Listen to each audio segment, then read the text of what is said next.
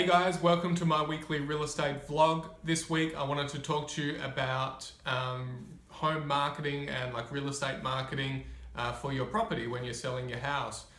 So I've written down about 6 kind of points to go through and to consider when you're selling. So point 1 is online positioning. So where you want your home to be when it's advertised online. So the biggest websites in SA are realestate.com.au and domain.com.au.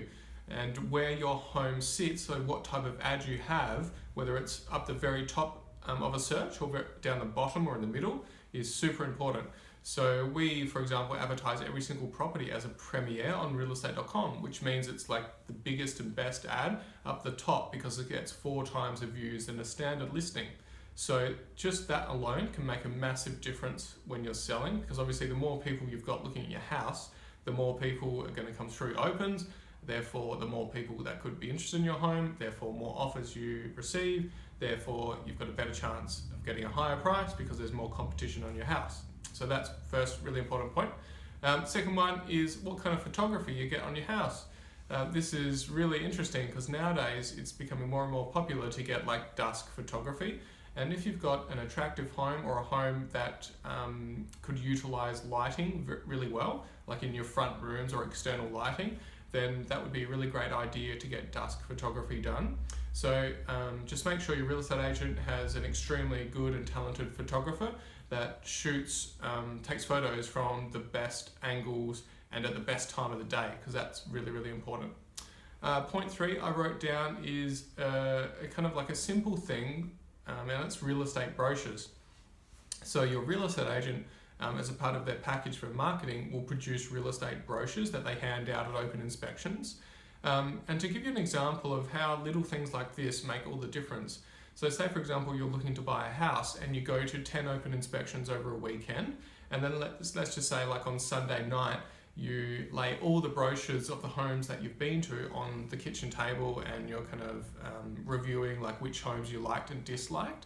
If your real estate agent produces a really high quality, like say for example A3 lift out brochure with fantastic photography, that's going to make your house stand out from all the other houses that the buyers have looked at.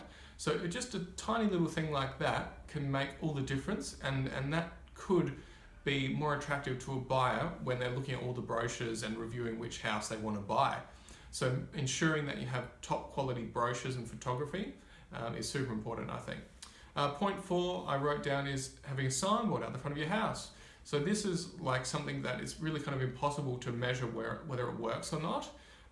But I've sold so many homes over the years from people who live in the same area that the home is for sale, and they've been taking their dog for a walk one night and happened to see the signboard out the front of the house, and then they ended up calling me and viewing the property and buying it, even when they kind of weren't entirely in the market ready to buy it, but they just happened to see it. It was in the right location, it was the right house, and it just kind of got them from procrastination into actually making a decision to buy a house. And the investment of $250, $300 on a signboard resulted in the right person buying the house and selling it. So it's one of those things where it's a very small investment for a possible of a very high return. So I think that's something that's pretty important when you're selling. Point 5 is flyers. So when we list a property for sale, we send just listed flyers out to that street and surrounding streets. So about 250 of them thereabouts. And little things like that can also create more interest in your house, create buyers.